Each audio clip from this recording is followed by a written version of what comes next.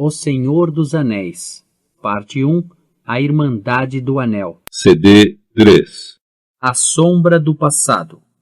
As conversas não esmoreceram em 9 dias, nem sequer em 99. O segundo desaparecimento do Sr. Bilbo Baggins foi discutido em Hobbiton, e mesmo em todo o Shire, durante 1 ano e 1 dia, e foi recordado durante muito mais tempo. Tornou-se uma história que se contava à lareira aos pequenos hobbits, e por fim, o Baggins louco, que costumava desaparecer com um estampido e um clarão, e reaparecer com malas de ouro e pedras preciosas, transformou-se numa personagem lendária favorita, e continuou a viver muito depois de terem sido esquecidos todos os acontecimentos verdadeiros. Entretanto, porém, a opinião geral da vizinhança era que Bilbo, que sempre fora um tanto ou quanto chalado, acabara por endoidecer por completo e se sumira no desconhecido. Aí caíra certamente em algum charco ou num rio e encontrara um fim trágico, mas de modo algum precoce. Atribuíam-se as culpas, principalmente, a Gandalf. Se ao menos aquele demônio do feiticeiro deixar o jovem Frodo em paz, talvez ele assente e ganhe algum juízo, diziam. E, segundo todas as aparências, o feiticeiro deixou realmente Frodo em paz, e este assentou, mas se ganhou juízo. Enfim, não se notava muito. Por sinal, até começou logo a merecer a fama de excentricidade que pertencera a Bilbo. Recusou-se a pôr luto e no ano seguinte ofereceu uma festa em honra do 112º aniversário de Bilbo, a que chamou Festim de 112 Arráteis. O nome, porém, não foi bem escolhido, pois os convidados foram 20, e houve diversas refeições em que nevou comida e choveu bebida, como os hobbits diziam. Algumas pessoas ficaram muito escandalizadas, mas Frodo manteve o costume de festejar o aniversário de Bilbo ano após ano, até todos se habituarem. Não acreditava, afirmava, que Bilbo tivesse morrido. Encolhia os ombros quando lhe perguntavam: onde está ele, então?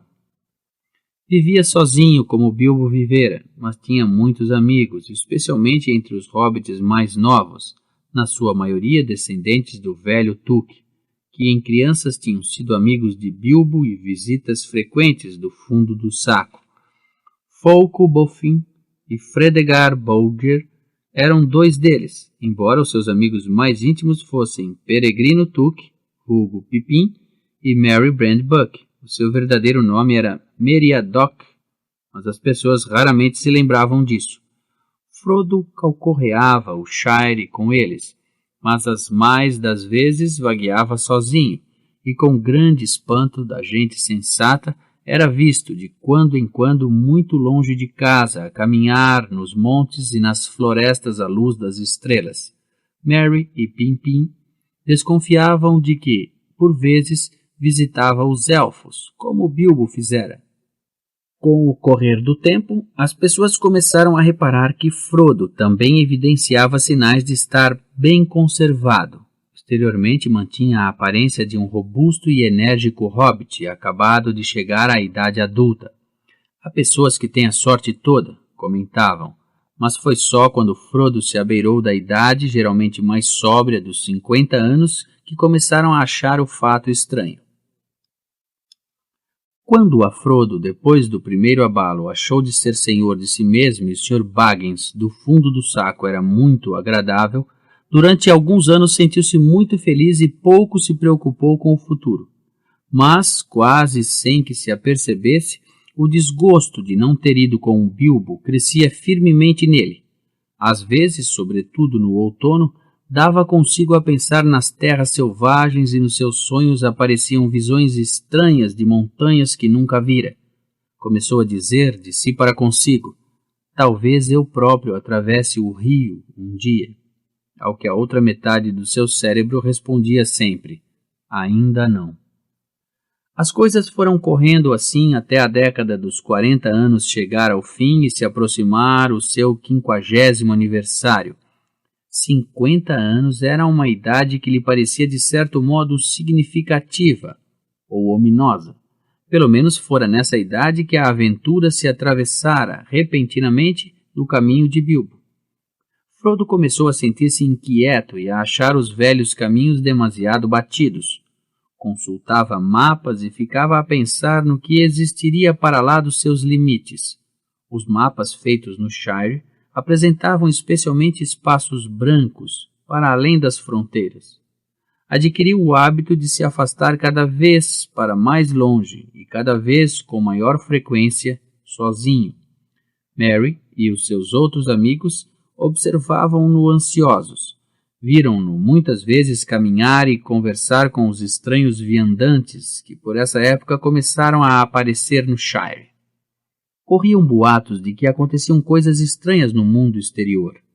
Como, entretanto, Gandalf não aparecia nem enviava qualquer recado havia diversos anos, Frodo tentava colher todas as notícias que podia. Elfos, que raramente encontravam no Shire, começaram a ser vistos rumo ao ocidente, através das florestas, ao anoitecer. Passavam, mas não voltavam. Abandonavam a Terra-média e deixavam de se preocupar com os seus problemas. E viam-se também anões na estrada, em números fora do vulgar. A antiga estrada leste-oeste atravessava o Shire até ao fim, nos portos cinzentos, e os anões tinham-na sempre utilizado para se dirigirem às suas minas, nas Montanhas Azuis. Eram, aliás, para os hobbits, a principal fonte de notícias de terras distantes. Se eles as queriam, em regra, os anões falavam pouco e os hobbits não perguntavam mais. Mas agora Frodo encontrava frequentemente anões desconhecidos de países longínquos que iam procurar refúgio no ocidente. Pareciam perturbados e alguns falavam em sussurros do inimigo e da terra de Mordor. Os hobbits só conheciam esse nome através de lendas do sombrio passado, como uma sombra escondida no fundo da sua memória. Mas mesmo assim era ominoso e inquietante. Ao que parecia, a força má existente na Floresta Tenebrosa tinha sido expulsa pelo Conselho Branco, mas, afinal, para reaparecer, mais poderosa ainda, nas antigas fortalezas de Mordor. A Torre Negra fora reconstruída, dizia-se. A partir daí o poder alastrava num grande raio a toda a volta e no extremo leste e no sul havia guerras e crescia o medo. Os orcs multiplicavam-se de novo nas montanhas. Andavam trolls à solta, mas trolls que já não eram estúpidos e, sim, astutos e estavam munidos de armas terríveis. E murmurava-se que existiam criaturas ainda mais terríveis do que todas essas, mas que não tinham nome.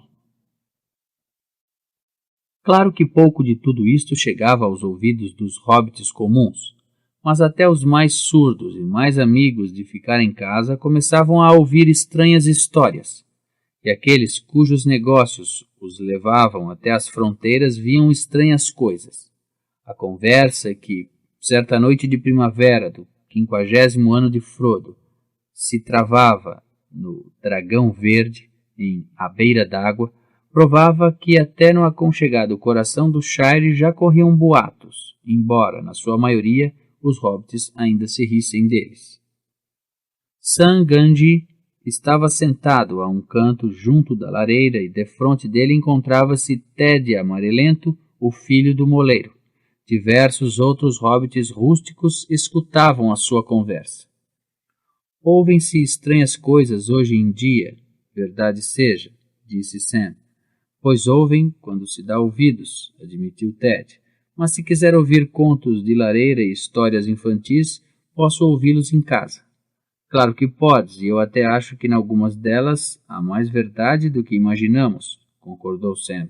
Mas quem inventou as histórias? Os dragões, por exemplo? Não, muito obrigado, interrompeu o Ted. Ouvi falar deles quando era garoto, mas agora não tenho motivo nenhum para acreditar na sua existência. Em À Beira d'Água só há um dragão, e é o verde, acrescentou a brincar e provocou uma gargalhada geral. Pois sim, admitiu Sam, a rir com os outros, Mas que me dizes desses homens-árvores, desses gigantes, como se lhes pode chamar? Dizem que viram um maior do que uma árvore não há muito tempo, para lá dos pântanos do norte. Dizem quem? O meu primo Hall, por exemplo. Ele trabalha para o Sr. Boffin, em Além-Monte, e vai caçar no Farthing Setentrional. Viu um. Diz que viu, talvez. O teu Hall anda sempre a dizer que vê coisas, e talvez veja coisas que não existem. Mas este era do tamanho de um olmo, e andava, dava passadas de 7 metros cada uma, mais coisa, menos coisa. Então aposto que não era coisa nenhuma. O mais certo é ele ter visto um olmo. Mas já te disse que este andava. Além disso, não há olmos nos pântanos do norte. Se não há, o Hall não pode ter visto um. A assistência riu-se e bateu palmas, como se pensasse que Ted marcara um ponto. Seja como for, insistiu Sam, não podes negar que outros, além do nosso Hallfast, viram gente estranha atravessar o Shire. Atravessar, nota. Há mais que foram mandados para trás, nas fronteiras. Os fronteireiros nunca tiveram tanto trabalho na vida deles. E ouvi dizer que há elfos a seguir para o ocidente. Dizem que vão para os portos que ficam para lá, depois das Torres Brancas. Sam fez um gesto vago com o braço. Nem ele, nem nenhum dos presentes sabia a que distância ficava o mar, para além das Torres Velhas, depois das fronteiras do Shire. Mas uma tradição antiga dizia que para esses lados existiam os Portos Cinzentos, dos quais, às vezes, partiam à vela barcos elfos que nunca mais voltavam. Navegam, navegam, navegam pelo mar afora. Vão para o ocidente e deixam-nos, acrescentou Sam quase como se cantasse, ao mesmo tempo que abanava triste e solenemente a cabeça. Mas Ted riu-se. Bem, isso não é novidade nenhuma se acreditarmos nas histórias antigas. De resto, não vejo em que nos possa interessar, a ti ou a mim. Deixa-os navegar. O que te garanto é que não viste nenhum, nem tu, nem ninguém do Shire. Bem, não sei, murmurou Sam pensativamente. Estava convencido de que, uma vez, vira um elfo na floresta e tinha esperança de ver mais, qualquer dia.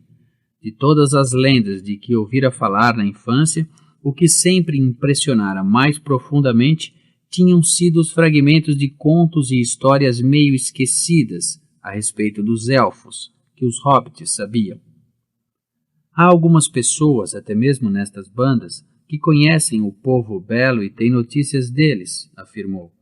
O Sr. Baggins, por exemplo, para quem trabalho. Disse-me que eles estão a navegar e ele sabe algumas coisas a respeito dos elfos. E o velho Sr. Bilbo ainda sabia mais. Quantas conversas tive com ele quando era garoto? Ora, são ambos chalados, comentou Ted. Pelo menos o velho Bilbo era chalado. E o Frodo vai por esse andar. Se foi nessa fonte que obtiveste as tuas notícias, nunca te faltarão fantasias. Bem, amigos, vou andando para casa. A vossa saúde. Despejou a caneca e saiu ruidosamente. Sam ficou sentado e não disse mais nada. Tinha muito em que pensar. Para começar, havia muito que fazer no jardim do fundo do saco, e no dia seguinte teria um dia atarefado se o tempo melhorasse. A relva estava a crescer muito depressa, mas Sam tinha mais em que pensar além da jardinagem. Passados momentos, suspirou, levantou-se e saiu.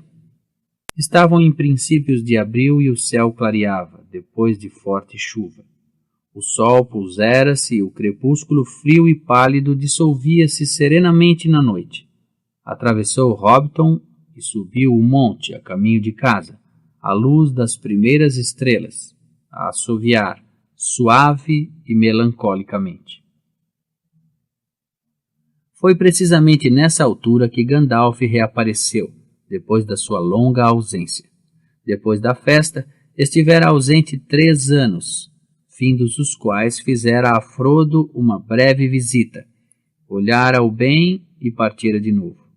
No ano ou 2 que se seguiram, apareceu com relativa frequência, chegando inesperadamente depois do crepúsculo e partindo sem avisar antes de nascer o sol. Não falava dos seus assuntos nem das suas viagens, e parecia principalmente interessado em pequenas notícias a respeito da saúde de Frodo e do que ele fazia. Até que, subitamente, as suas visitas cessaram.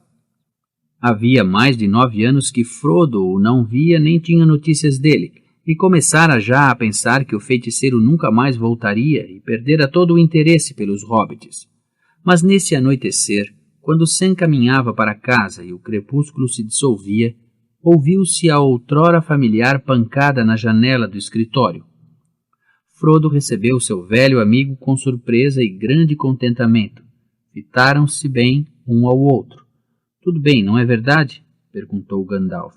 "Tens o mesmo aspecto de sempre, Frodo." "Também o senhor", respondeu Frodo, mas intimamente pensou que Gandalf parecia mais velho e mais preocupado. Insistiu com ele para que lhe desse notícias suas e do vasto mundo, e não tardaram a embrenhar-se numa conversa que se prolongou pela noite afora. Na manhã seguinte, depois de tomarem um pequeno almoço tardio, o feiticeiro estava sentado com Frodo junto da janela aberta do escritório. Ardia um fogo vivo na lareira, mas o sol estava quente e o vento soprava no sul. Tinha tudo um ar fresco e o verde novo da primavera brilhava nos campos e nas pontas dos ramos das árvores. Gandalf recordava uma primavera, havia quase 80 anos, em que Bilbo saíra do fundo do saco sem levar sequer um lenço consigo. O cabelo do feiticeiro talvez estivesse mais branco do que então, a sua barba mais comprida e as suas sobrancelhas mais hirsutas. Talvez o seu rosto estivesse mais enrugado pelos cuidados e pela sabedoria, mas os seus olhos conservavam o mesmo brilho, e ele fumava e expelia anéis de fumo com a energia e o deleite de sempre. Naquele momento fumava em silêncio, pois Frodo estava sentado muito quieto, absorto em pensamentos. Até à luz matinal sentia a presença da sombra negra das notícias que Gandalf trouxera. Por fim, quebrou o silêncio. A noite passada começou a contar-me estranhas coisas acerca do meu anel, Gandalf. Mas depois calou-se e alegou que era melhor deixar esses assuntos para a luz do dia. Não acha conveniente acabar de me dizer agora? Disse que o anel era perigoso, muito mais perigoso do que eu imagino. Em que sentido? Em muitos sentidos, respondeu o feiticeiro. Tem muito mais poder do que eu próprio ousei pensar ao princípio. Tanto poder que acabaria por vencer completamente alguém de raça mortal que o possuísse. Seria ele que passaria a possuí-lo.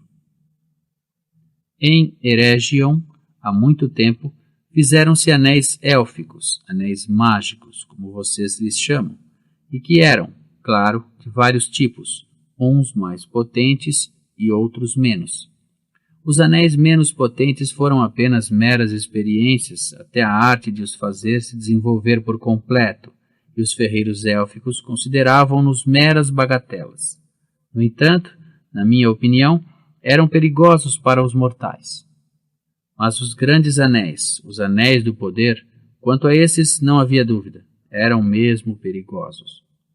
Um mortal que possua um dos grandes anéis, Frodo, não morre, mas também não se desenvolve nem obtém mais vida. Limita-se a continuar vivo até que, por fim, cada minuto é um enfado. E se utiliza frequentemente o anel para se tornar invisível, desaparece. No fim, torna-se permanentemente invisível e vive no crepúsculo sob o olhar da potência negra que domina os anéis. Sim, mais cedo ou mais tarde, se acaso é forte ou bem intencionado, mas nem a força nem as boas intenções durarão sempre. Mais cedo ou mais tarde, dizia eu, a potência negra devorá-lo-á. Que assustador! Exclamou Frodo. Seguiu-se outro longo silêncio. Do jardim vinha o barulho da tesoura de Sam Gamgee a aparar a relva. Há quanto tempo sabe disso? Perguntou, por fim, Frodo. E que sabia Bilbo? Tenho a certeza de que Bilbo não sabia mais do que te disse, respondeu Gandalf. Ele certamente nunca transferiria para ti uma coisa que pensasse constituir um perigo, apesar de eu lhe ter prometido que olharia por ti. Pensava que o anel era muito bonito e muito útil num aperto, e achava que se alguma coisa não estava certa ou era estranha, a culpa devia ser dele próprio. Disse-me que o anel estava a pesar-lhe no espírito e preocupava-se constantemente com ele, mas não suspeitava de que a culpa disso fosse do anel. No entanto, já descobrira que o objeto merecia que se atentasse nele. Não parecia ter sempre o mesmo tamanho ou o mesmo peso, minguava ou crescia de modo estranho e subitamente podia dançar num dedo onde estivera justo. Sim, ele avisou-me desse pormenor na sua última carta, confirmou Frodo. Por isso tenho-o sempre suspenso da corrente. Muito sensato da tua parte, declarou Gandalf. Mas Bilbo nunca relacionou a sua longa vida com o anel. Assumiu pessoalmente todo o crédito desse fato, de que muito se orgulhava. No entanto, estava a tornar-se agitado e inquieto, fino e esticado, como disse, sinal de que o anel estava a obter controle sobre ele. Há quanto tempo sabe tudo isso? Perguntou novamente Frodo. Há quanto tempo sei? Sei muitas coisas que só os sábios sabem, Frodo. Mas se te referes ao que sei a respeito deste anel, bem, talvez se possa dizer que ainda não sei. É necessário proceder a um último teste, mas eu já não duvido do que conjecturo. Quando comecei a conjecturar? Perguntou baixinho a procurar na memória. Ora, deixa-me ver. Foi no ano em que o Conselho Branco expulsou a potência negra da Floresta Tenebrosa, pouco antes da Batalha dos 5 Exércitos, que Bilbo achou o seu anel. Uma sombra envolveu-me então o coração, embora eu ainda não soubesse o que receava. Perguntei muitas vezes a mim mesmo como conseguira Gollum tornar-se possuidor de um grande anel, pois de que o era não havia dúvida. Isso, pelo menos, foi claro para mim desde o princípio. Depois ouvi a estranha história que o Bilbo contava de como o ganhara, e não pude acreditar. Quando, por fim, lhe arranquei a verdade, compreendi logo que ele tentara fazer valer os seus direitos de posse do anel de modo que não restassem dúvidas.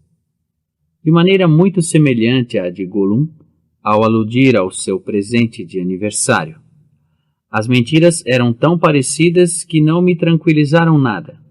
Pareceu-me evidente que o anel possuía um poder pernicioso que começava a exercer-se imediatamente sobre o seu possuidor. Foi a primeira verdadeira advertência que tive de que nem tudo estava bem.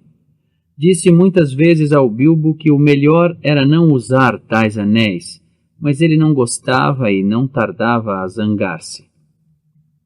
Pouco mais estava na minha mão fazer. Não lhe podia tirar sem fazer um mal maior, e de qualquer modo não tinha esse direito. Só me restava estar atento e esperar. Talvez pudesse ter consultado Saruman, o Branco, mas houve sempre qualquer coisa que me conteve. Quem é Saruman? Perguntou Frodo. Nunca tinha ouvido falar dele. É possível que não tenhas, redarguiu Gandalf. Os hobbits não lhe dizem ou não lhe diziam respeito.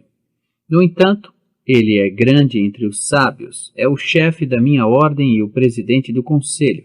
O seu saber é profundo, mas o seu orgulho cresceu na mesma proporção e ele não gosta de interferências. A tradição dos anéis élficos, grandes e pequenos, é do seu pelouro. Estuda há muito tempo à procura dos segredos perdidos do seu fabrico. Mas quando os anéis foram debatidos no conselho, aquilo que se dignou revelar-nos do seu saber a tal respeito desmentiu os meus receios. Por isso, a minha dúvida adormeceu, mas inquieta, e eu continuei atento e à espera. Por outro lado, parecia correr tudo bem com o Bilbo, e os anos foram passando. Sim, foram passando, mas dir-se-ia não deixarem vestígios nele. Bilbo não apresentava quaisquer sinais de envelhecimento. A sombra voltou a envolver-me o coração, mas pensei, no fim de contas, ele provém de uma família longeva, da parte da mãe. Ainda há tempo. Espera. E esperei, até aquela noite em que ele partiu desta casa. Nessa altura, disse e fez coisas que me encheram de um medo que nenhumas palavras de Saruman poderia jamais apaziguar. Sabia, finalmente, que estava em ação algo sinistro e terrível. Depois disso, passei a maior parte dos anos decorridos a procurar a verdade. Não tinha sido feito nenhum mal permanente, pois não? Perguntou Frodo, cheio de ansiedade. Ele ficaria bom com o tempo, não ficaria? Quero dizer, poderia descansar em paz. Sentiu-se imediatamente melhor. Mas neste mundo só há um poder que sabe tudo a respeito dos anéis e dos seus efeitos. E tanto quanto suponho, não existe neste mundo nenhum poder que saiba tudo a respeito dos hobbits. Entre os sábios, sou o único que se interessa pela cultura hobbitiana, um ramo de conhecimento obscuro, mas cheio de surpresas. São capazes de ser macios como manteiga, mas às vezes são duros como raízes de árvores velhas. Acho possível que alguns fossem capazes de resistir aos anéis muito mais tempo do que a maioria dos sábios imaginaria. Não creio, por isso, que precises de te preocupar com o Bilbo. É verdade que ele possuiu o anel durante muitos anos e o utilizou. Portanto, naturalmente, seria preciso muito tempo para a influência recebida se desvanecer antes, por exemplo, de ele poder voltar a ver o anel sem perigo. Por outro lado, é possível que pudesse continuar a viver anos completamente feliz, que parasse como era quando se separou dele. Sim, porque, no fim, ele separou-se do anel de sua livre vontade, o que é importante. Confesso que deixei de me preocupar com o caro Bilbo a partir do momento em que ele prescindiu do objeto. É por ti que me sinto responsável. Desde que o Bilbo partiu, tenho andado profundamente preocupado contigo e com todos esses encantadores, absurdos e indefesos hobbits. Seria um duro golpe para o mundo se o poder negro dominasse o Shire, se todos os amáveis, alegres e estúpidos Bolgers, corneteiros, boffins, espartilhos e os restantes, para não mencionar os ridículos Bagginses, fossem escravizados. Frodo sentiu um calafrio. Mas por que havíamos nós de ser escravizados? Perguntou. E por que havia ele de querer tais escravos? Para dizer a verdade, respondeu Gandalf, creio que até agora, nota bem, ignorou por completo a existência dos hobbits. Deviam sentir-se gratos, mas essa segurança acabou-se. Ele não precisa de vocês. Tem servos muito mais úteis, mas não voltará a esquecê-los. E os hobbits agradariam muito mais como escravos miseráveis do que como criaturas felizes e livres. A maldade e a vingança são realidades, existem. Vingança? Repetiu Frodo admirado. Vingança de quê? Continuo sem compreender o que tem isso tudo a ver com o Bilbo, comigo e com o nosso anel.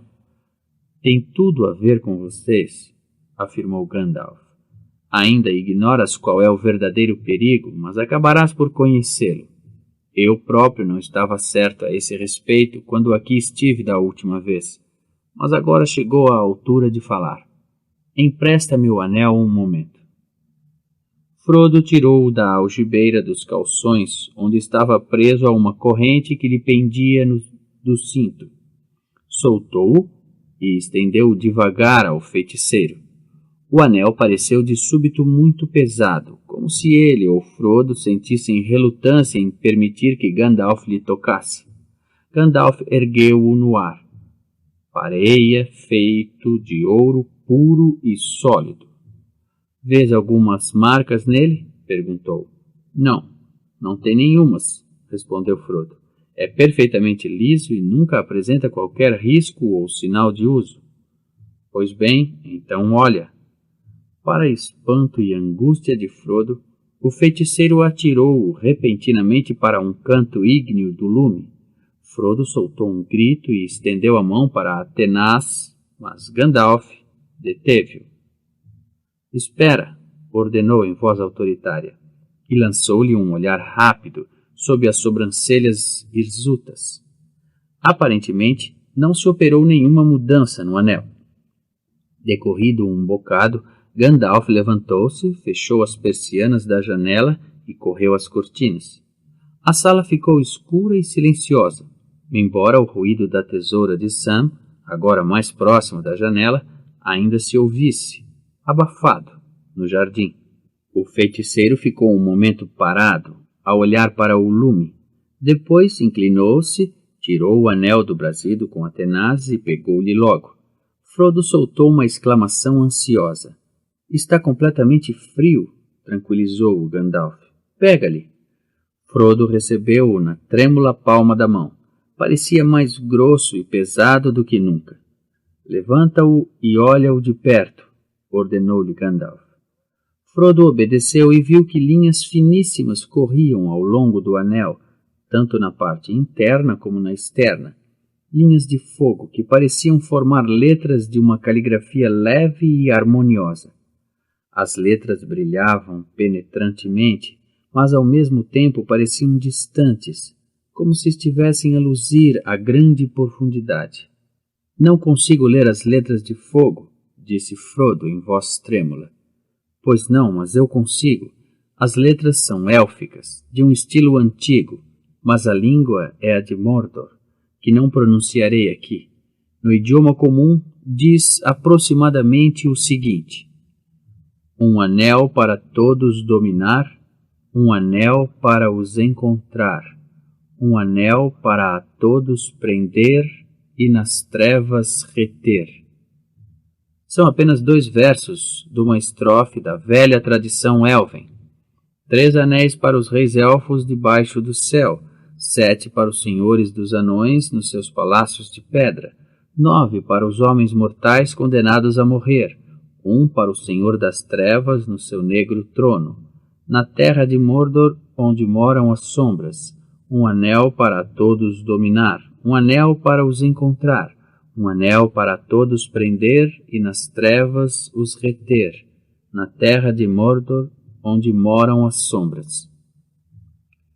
Fez uma pausa e depois disse devagar em voz profunda: Este é o anel mestre, um anel para a todos dominar. É o anel que ele perdeu há muito, muito tempo e causou grande enfraquecimento do seu poder. Deseja veementemente recuperá-lo, mas não deve recuperá-lo. Frodo ficou calado e imóvel. O medo parecia estender uma grande mão, como uma nuvem negra a subir no oriente e a crescer para o tragar. Este anel, gaguejou, mas como veio parar às minhas mãos? Ah, essa é uma longa, muito longa história, respondeu-lhe Gandalf.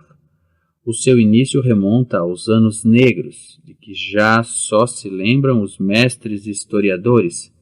Se eu ta contasse toda, ainda aqui estaríamos sentados quando fosse inverno em vez de primavera. Mas a noite passada falei-te de Sauron, o Grande, Senhor das Trevas. Os boatos que tens ouvido são verdadeiros. Ele ressurgiu, de fato, abandonou a sua prisão na Floresta Tenebrosa e regressou à sua antiga fortaleza na Torre Negra de Mordor. Desse nome até vocês, hobbits, têm ouvido falar, como uma sombra a pairar à volta das histórias antigas. Sempre, após uma derrota e uma trégua, a sombra assume outra forma e volta a crescer. Quem me dera que não fosse preciso acontecer o mesmo desta vez, murmurou Frodo. Também a mim, respondeu Gandalf. Quem dera, pensam todos quantos vivem para ver semelhantes tempos. Mas não está na sua mão decidir. A única coisa que temos de decidir é o que faremos com o tempo que nos é dado. E, Frodo, o nosso tempo já começa a parecer negro. O inimigo está a tornar-se rapidamente muito forte. Penso que os seus planos ainda não estão maduros, longe disso, mas estão a amadurecer. Vamos ter dificuldades. Creio, de resto, que teríamos grandes dificuldades, mesmo sem esta sinistra ocorrência. Ao inimigo ainda falta uma coisa para lhe dar força e saber suficientes para vencer toda a resistência, derrubar as últimas defesas e cobrir todas as terras com uma segunda escuridão. Falta-lhe o Anel 1.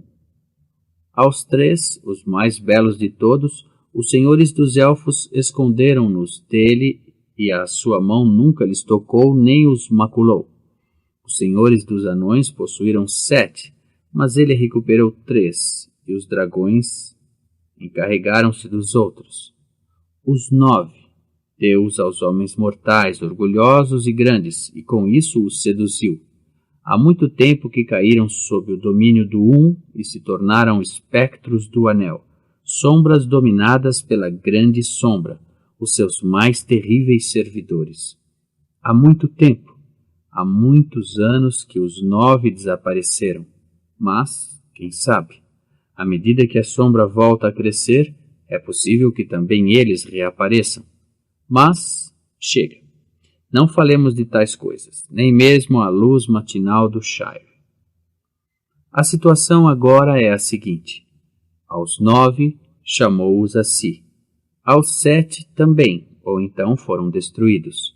Os 3 continuam escondidos, mas isso já o não incomoda. Só precisa do 1, pois ele próprio fez esse anel. É seu. E deixou que se transferisse para ele uma grande parte do seu poder primitivo para que pudesse dominar todos os outros. Se o recuperar, então mandará de novo em todos eles, onde quer que estejam, até mesmo nos 3, e tudo quanto foi feito com eles será destruído, e ele ficará mais forte do que nunca. É esta a terrível ocorrência, Frodo. Ele estava convencido de que o perecera, de que os elfos o tinham destruído, como deveria ter acontecido. Mas agora sabe que ele não pereceu, que foi encontrado. Por isso, procura-o, e todo o seu pensamento se concentra nisso. É a sua grande esperança e o nosso grande medo. Mas por quê? Por que não foi destruído? Gritou Frodo. E como se explica que o inimigo o tenha perdido se era tão forte e o anel tão precioso para ele? Apertou o anel na mão, como se já estivesse a ver dedos negros a estenderem-se para se apoderarem dele. Foi-lhe tirado, respondeu Gandalf. Há muito tempo os elfos tinham mais força para lhe resistir e nem todos os homens estavam desavindos com eles. Os homens da ocidentalidade foram em seu auxílio. Este é um capítulo da história antiga que talvez fosse bom recordar, pois então também o sofrimento e as trevas estavam a acastelar-se, mas havia grande coragem e fizeram-se grandes proezas que não foram completamente em vão. Um dia, talvez eu te conte a história toda, ou a ouças contar toda a alguém que a sabe melhor. Mas por agora, como precisas, sobretudo, de saber como essa coisa te foi parar às mãos, e isso já é uma grande história, escuta o que te contarei. Foram Gil-galad, rei dos elfos, e Elendil, da ocidentalidade, que derrubaram Sauron, embora a proeza tenha custado a vida a ambos. Isildur, filho de Elendil, cortou o anel da mão de Sauron e ficou com ele para si. Depois Sauron foi derrotado e o seu espírito fugiu e ficou escondido longos anos, até a sua sombra assumir de novo forma na floresta tenebrosa. Mas o anel perdeu-se, caiu ao grande rio Anduin e desapareceu. Isildur marchava para norte, ao longo da margem oriental do rio, e perto dos Campos Alegres saíram-lhe ao caminho orques das montanhas que chacinaram quase toda a sua gente.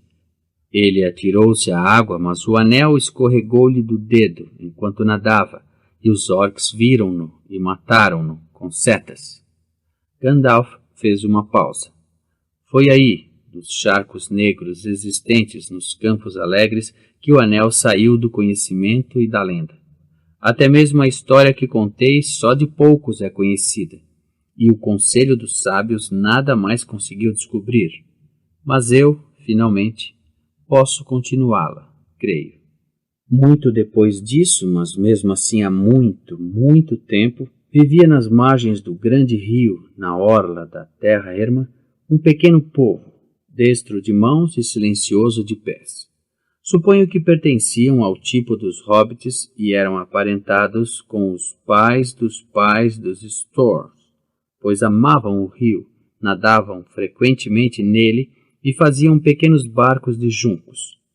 Havia entre eles uma família de grande reputação, pois era maior e mais rica do que a maioria, e governava uma avó severa e entendida nas antigas tradições e na cultura do povo.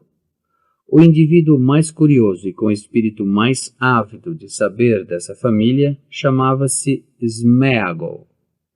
Interessavam-no as raízes e os começos, mergulhava em charcos fundos, escavava sob as árvores e as plantas e abria túneis em montes verdes, de tal modo que deixou de olhar para cima, para o cume dos montes, para as folhas das árvores e para as flores que abriam no ar.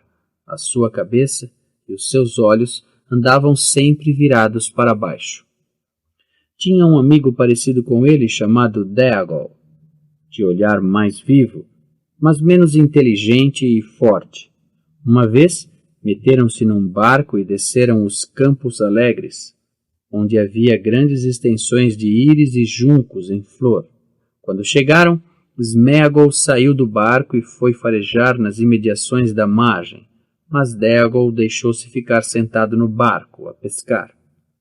De súbito, um grande peixe prendeu-se-lhe no anzol e, sem que Déagol tivesse tempo para compreender o que lhe acontecia, foi arrastado para a água, mesmo para o fundo. Aí largou a linha, pois pareceu-lhe ver qualquer coisa a brilhar no leito do rio. Conteve a respiração e apanhou o objeto. Depois emergiu, a soprar água, com algas nos cabelos e um punhado de lodo na mão, e nadou para a margem. E, maravilha, quando sacudiu o lodo da mão, viu que tinha na palma um belo anel de ouro, que brilhava e reluzia ao sol de tal maneira que o seu coração se alegrou.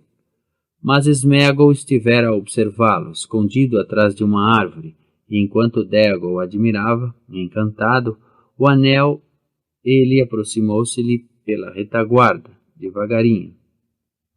Passa para cá isso, Déagol, meu querido, pediu Sméagol, por cima do ombro do amigo. Por quê? Perguntou-lhe Déagol. Porque é o dia dos meus anos, meu querido, e eu quero-o, respondeu-lhe Sméagol. Não me interessa, já te dei uma prenda, pois até do que podia. Eu é que achei isto e vou ficar com ele. Ah, vais, meu querido, vais, redarguiu Sméagol, e deitando as mãos ao pescoço de Déagol, estrangulou-o, porque o ouro lhe parecia tão bonito e reluzente. Depois pôs o anel no dedo. Nunca ninguém descobriu o que acontecera a Déagol, pois foi assassinado longe de casa e o seu cadáver astuciosamente escondido. Mas Sméagol regressou sozinho e descobriu que ninguém da sua família o conseguia ver quando tinha o anel posto. Ficou muito satisfeito com a descoberta e teve o cuidado de a ocultar. Serviu-se dessa característica do anel para descobrir segredos, cujo conhecimento o utilizava depois para fins perversos e maus. Tornou-se vivo de olho e de ouvido para tudo quanto era prejudicial. O anel dera-lhe poder de acordo com a sua estatura. Não admira que se tenha tornado muito impopular e que passasse a ser repelido pela família toda, quando visível. Davam-lhe pontapés e ele mortia-lhes os pés. Passou a roubar e a resmungar sozinho, com uma espécie de som gorgolejante na garganta. Por isso, chamavam-lhe Gollum. Amaldiçoavam-no e mandavam-no para longe. A avó, desejosa de paz, expulsou-o da família e pô-lo fora do seu buraco. Vagueou, solitário, a chorar um pouco por causa da crueldade do mundo, e viajou pelo rio acima até chegar a uma corrente que descia das montanhas. Decidiu seguir por esse caminho. Com dedos invisíveis, apanhava peixes em charcos fundos e comia-os crus. Num dia de muito calor, quando se inclinava para um charco, sentiu como que uma queimadura na nuca e a luz ofuscante refletida pela água fez-lhe doer os olhos úmidos. Ficou admirado, pois quase se esquecera do sol. Então, pela última vez, olhou para cima e sacudiu o punho fechado ao astro. Mas, ao baixar os olhos, viu muito ao longe os cumes das montanhas nebulosas, dos quais vinha a corrente. E pensou, de súbito, deve ser mais fresco e ensombrado debaixo daquelas montanhas. O sol não me poderá vigiar. As raízes daquelas montanhas devem ser mesmo raízes, e devem lá estar ocultos grandes segredos que nunca foram descobertos desde o princípio. Por isso, viajou de noite para as terras altas e encontrou uma pequena caverna da qual saía a corrente escura. Infiltrou-se como um verme no coração dos montes e desapareceu sem deixar vestígios. O anel mergulhou com ele nas sombras e nem mesmo aquele que o fez conseguiu saber nada a seu respeito quando o seu poder recomeçou a crescer. Gollum! Exclamou Frodo. Gollum? Quer dizer que se trata do mesmo Gollum que Bilbo encontrou? Que horror! Acho que é uma história triste, redarguiu o feiticeiro, e que podia ter acontecido a outros, até mesmo a certos hobbits que tenho conhecido. Não posso acreditar que Gollum fosse relacionado com hobbits, nem mesmo remotamente, afirmou Frodo com certa veemência. Que ideia tão abominável! Mas verdadeira, apesar de tudo, replicou Gandalf. Sei mais do que os próprios hobbits acerca de sua origem, e até mesmo a história do Bilbo sugere a existência de parentesco. No fundo do espírito e das recordações de ambos havia muitas coisas assaz similares. Compreenderam-se extraordinariamente bem um ao outro, muito melhor do que um hobbit compreenderia, digamos, um anão ou um orc, ou até mesmo um elfo. Pensa, por exemplo, nas adivinhas que ambos sabiam. É verdade, admitiu Frodo. No entanto, muita outra gente sabe adivinhas, além dos hobbits, e de gênero muito semelhante. E os hobbits não fazem batota, ao passo que a intenção de Gollum foi fazer batota, desde o princípio. Ele pretendia apenas apanhar o pobre Bilbo desprevenido. Ouso até dizer que deve ter agradado a sua perversidade e iniciar um jogo que poderia vir a proporcionar-lhe uma vítima fácil, mas que, por outro lado, em nada o molestaria, mesmo que perdesse. Devo admitir que tudo isso é verdade, concordou Gandalf. Mas suponho que existiu mais qualquer coisa de que ainda te não apercebeste. Nem o próprio Gollum estava completamente destruído. Demonstrou ser mais resistente do que até mesmo um dos sábios poderia ter imaginado. Mais resistente, talvez, do que um hobbit. Havia um cantinho do seu espírito que ainda era seu e pelo qual a luz entrava, como luz a entrar nas trevas por uma fresta. Luz do passado. Creio que foi verdadeiramente agradável para ele ouvir de novo uma voz amável que lhe levava a recordações do vento e das árvores, do sol na relva e de outras coisas semelhantes e esquecidas. Mas isso, claro, só serviria para, no fim, tornar a sua parte má ainda mais furiosa, a não ser, evidentemente, que pudesse ser dominada, que pudesse ser curada. Gandalf suspirou. Infelizmente, porém, há pouca esperança de isso lhe poder acontecer. Mas pouca não significa nenhuma, apesar de ele ter possuído o anel durante tanto tempo, quase desde que se lembra. Lembremo-nos de que não o usava muito, havia muito tempo, pois naquele negrume raramente precisava disso. Com certeza, nunca se desvanecera.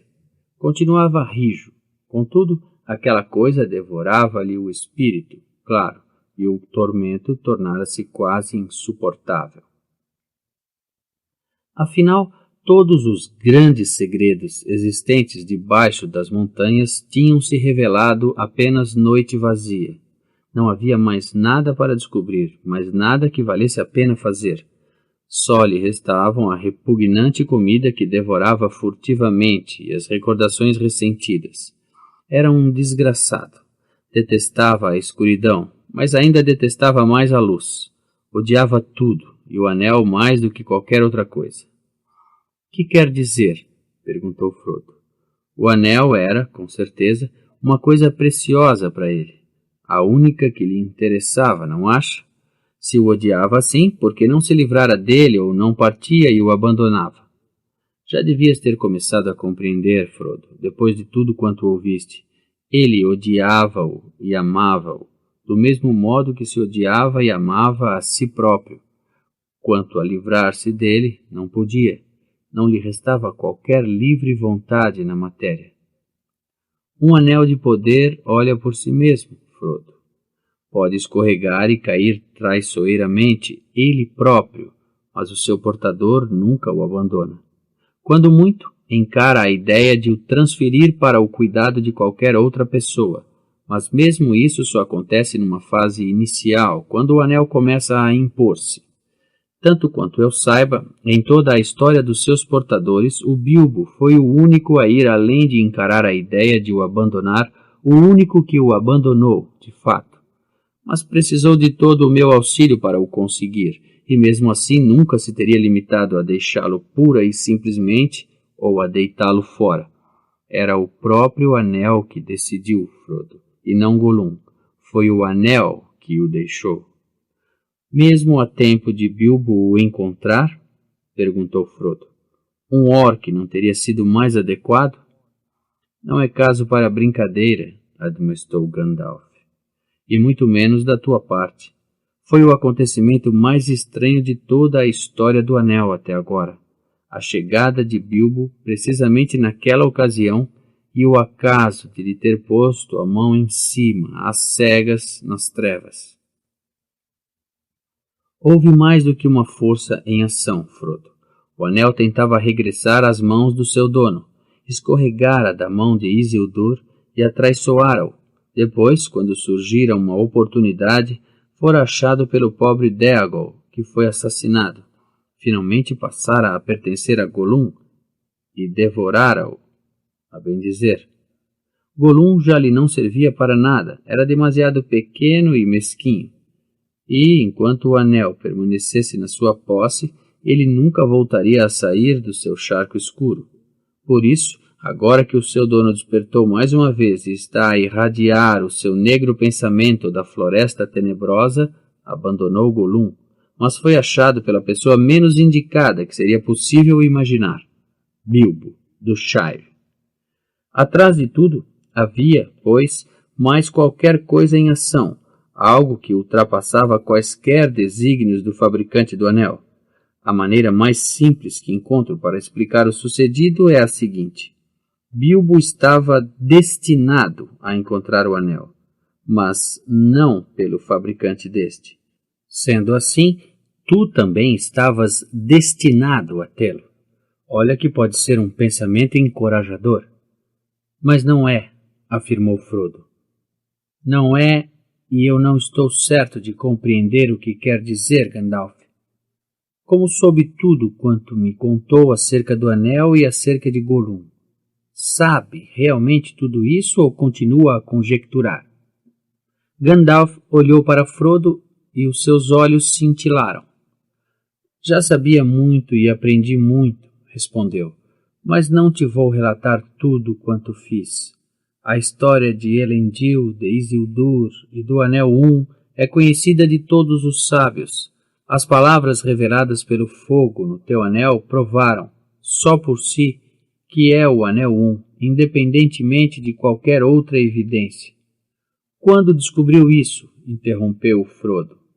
Agora, nesta sala, claro, respondeu o feiticeiro asperamente, mas já esperava descobri-lo. Voltei de sinistras viagens e longa procura para fazer essa experiência definitiva. É a última prova e agora tornou-se tudo muito claro. Imaginar o papel de Gollum e ajustá-lo devidamente na lacuna da história exigiu muito pensar. Posso ter começado por conjecturar a respeito de Gollum, mas agora não estou a conjecturar. Sei. Vi-o. Viu Gollum? Perguntou Frodo, estupefato. Vi. Era obviamente o que havia a fazer, se possível. Levei muito tempo a tentar, mas por fim consegui. Então o que aconteceu depois de Bilbo lhe escapar? Sabe? Não com muita clareza. O que te contei foi o que Gollum se dispôs a dizer, embora, claro, de maneira diferente da utilizada por mim. Gollum é um mentiroso e torna-se necessário joeirar as suas palavras. Por exemplo, ele chamou ao anel o seu presente de aniversário e daí não arrancou. Disse que o recebera da avó, que tinha uma quantidade de coisas bonitas desse gênero. Uma história ridícula, naturalmente. Não tenho quaisquer dúvidas de que a avó de Sméagol era uma matriarca, uma pessoa importante, à sua maneira, mas dizer que ela possuía muitos anéis élficos é um absurdo, e quanto a dá-los, uma mentira. Mas uma mentira com um grão de verdade. O assassino de Déagol tem atormentado Gollum, que inventou uma defesa e a repetiu vezes e vezes ao seu precioso, enquanto rilhava ossos nas trevas, ao ponto de ele próprio quase acreditar. Era o seu aniversário. Déagol devia ter-lhe dado o anel. Era evidente que o anel aparecera como aparecera porque se destinava a ser um presente. Era o seu presente de aniversário, etc., etc. Aturei-o o mais que pude, mas a verdade era desesperadamente importante e, no fim, tive de ser ríspido. Preguei-lhe um susto valente e arranquei-lhe a história verdadeira, bocadinho a bocadinho, juntamente com muita lamúria e muitos rosnidos. Considerou-se incompreendido e injustamente tratado, mas quando me contou finalmente a sua história, até ao fim do jogo das adivinhas e a fuga de Bilbo, recusou-se a dizer fosse o que fosse mais, a não ser por meio de sinistras insinuações. Sentia outro medo qualquer, maior ainda do que o inspirado por mim. Afirmou, a resmungar, que havia de recuperar o que era seu, de se vingar. As pessoas veriam se ia permitir que lhe dessem pontapés, que o empurrassem para um buraco e depois o roubassem. Agora Gollum tinha bons amigos, amigos bons e muito fortes. Eles ajudá-lo-iam. Baggins haveria de pagar o que fizera. Este era o seu principal pensamento. Odiava Bilbo e amaldiçoava o seu nome. Mas sabia de onde ele viera. Mas como descobriu ele isso? Indagou Frodo. Bem, quanto ao nome, o próprio Bilbo lhe disse, muito estupidamente. Depois disso, não foi difícil descobrir qual era o seu país, quando Gollum saiu. Oh, sim, ele saiu. O desejo de reaver o anel foi mais forte que o medo dos orcs, ou até da luz. Passado 1 ano ou 2, abandonou as montanhas. Compreendes, embora o desejo do anel ainda o dominasse, a verdade é que o próprio anel já o não devorava. Começou a reviver um pouco. Sentia-se velho, terrivelmente velho, mas menos tímido e devoradoramente esfaimado. Ainda receava e odiava a luz do sol e da lua, e creio que continuará sempre a receá-la e a odiá-la, mas tornou-se astuto. Compreendeu que se podia esconder da luz do dia e do luar e avançar rápida e silenciosamente pela calada da noite, guiando-se pelos frios olhos claros e apanhar e devorar pequenas criaturas assustadas ou desprevenidas. Os novos alimentos e o novo ar tornaram-no mais forte e mais ousado. Acabou por ir para a Floresta Tenebrosa, como seria de esperar. Foi aí que o encontrou? Perguntou Frodo. Vi-o lá, mas antes disso ele andara por muito longe, a seguir a pista de Bilbo. Foi difícil saber alguma coisa por intermédio dele com alguma certeza, pois interrompia constantemente o que dizia com pragas e ameaças. Que tinha ele nas algibeiras? Perguntava. Eu não disse. Não, precioso. Batoteireco. Não foi uma pergunta leal. Foi ele que fez batota primeiro. Foi ele. Desrespeitou as regras. Devíamos tê-lo esborrachado. Pois devíamos, precioso.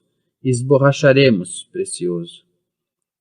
Esta é uma amostra da sua conversa e eu suponho que te chega que não queres ouvir mais. Tive de aturá-lo assim dias e dias, mas, através das insinuações que fez de mistura com os rosnidos, deduzi que os seus pés almofadados tinham acabado por levá-lo a Esgarote e até as ruas do vale, secretamente à escuta e à espreita. Bem, a notícia dos grandes acontecimentos propagou-se muito através da terra erma, e muitos tinham ouvido o nome de Bilbo e sabiam a sua proveniência. Não fizéramos segredo nenhum da nossa viagem de regresso à casa dele, no ocidente. Os ouvidos apurados de Gollum não tardariam a ouvir o que ele queria. Então por que não continuou a perseguir Bilbo? Perguntou Frodo. Por que não veio ao Shire? Ah, chegamos ao que interessa, exclamou Gandalf. Creio que Gollum tentou vir, que se pôs a caminho e viajou para o ocidente até ao grande rio, mas depois arrepiou o caminho. Tenho a certeza de que não foi a distância que o assustou. Não, foi qualquer outra coisa que o desviou. É assim que pensam os meus amigos, os que o perseguiram a meu pedido. Primeiro seguiram-lhe o rasto os elfos da floresta. Trabalho fácil para eles, pois nessa altura o seu rasto ainda estava fresco. Levou-os através da floresta tenebrosa e depois de novo para trás, embora nunca tenham conseguido alcançá-lo. A floresta estava cheia de rumores a respeito dele, de histórias terríveis, até mesmo entre os animais e as aves. Os homens da floresta diziam que andava por ali um novo terror qualquer, um fantasma que bebia sangue. Trepava às árvores à procura de ninhos, entrava rastejante em tocas à procura de crias e esgueirava-se pelas janelas à procura de berços. Mas na orla ocidental da floresta tenebrosa, o rasto mudou de direção. Desviou-se para sul, saiu do alcance visual dos elfos da floresta e perdeu-se. Foi então que cometi um grande erro. Sim, Frodo, e nem sequer foi o primeiro, mas receio que tenha sido o pior de todos. Deixei ficar as coisas como estavam, deixei-o em paz. Nessa altura tinha muito mais em que pensar e ainda confiava no saber de Saruman. Bem, isso foi há anos. Desde então, paguei o meu erro com muitos dias negros e perigosos. O rasto estava frio havia muito tempo, quando o rateei depois da partida de Bilbo daqui, e a minha busca teria sido vã, não fora a ajuda que recebi de um amigo. Aragorn, o maior viajante e caçador desta era do mundo. Juntos, procuramos Gollum em toda a extensão da terra erma, sem esperança e sem êxito. Mas finalmente, quando eu desistira da perseguição e voltara a minha atenção para outros lugares, Gollum foi encontrado. O meu amigo regressou de grandes perigos, trazendo consigo a desgraçada criatura. Não disse o que andara a fazer. Limitou-se a chorar e a chamar-nos cruéis, com muito Gollum na garganta. E quando insistimos, lamuriou e encolheu-se, esfregou as mãos compridas e lambeu os dedos como se lhes doessem, como se recordasse alguma antiga tortura. Receio, no entanto, que não haja dúvida possível, lenta e furtivamente, passo a passo, quilômetro a quilômetro, percorrera um longo caminho para sul, até chegar, enfim, à terra de Mordor. Abateu-se sobre a sala um pesado silêncio. Frodo ouvia o bater do seu coração. Até no exterior parecia tudo silencioso. Não se ouvia sequer o barulho da tesoura de Sam. Sim, a Mordor, exclamou Gandalf. Ai de nós, Mordor atrai todas as coisas perversas e o poder tenebroso estava a exercer toda a força da sua vontade para lá as reunir. O anel do inimigo também deixara a sua marca, tornara-o presa fácil do apelo. E então falava-se ainda em segredo da nova sombra do sul e do seu ódio ao ocidente. Ali estavam seus excelentes novos amigos que o ajudariam a vingar-se. Desgraçado idiota!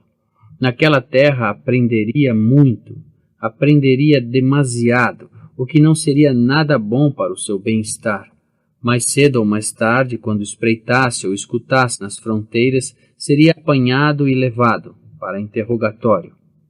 Receio que tenha sido isso que aconteceu. Quando o encontraram, já lá estava havia muito tempo e iniciara até o caminho de regresso, com qualquer mal fito na ideia. Mas isso não interessa muito agora. A sua pior maldade está feita.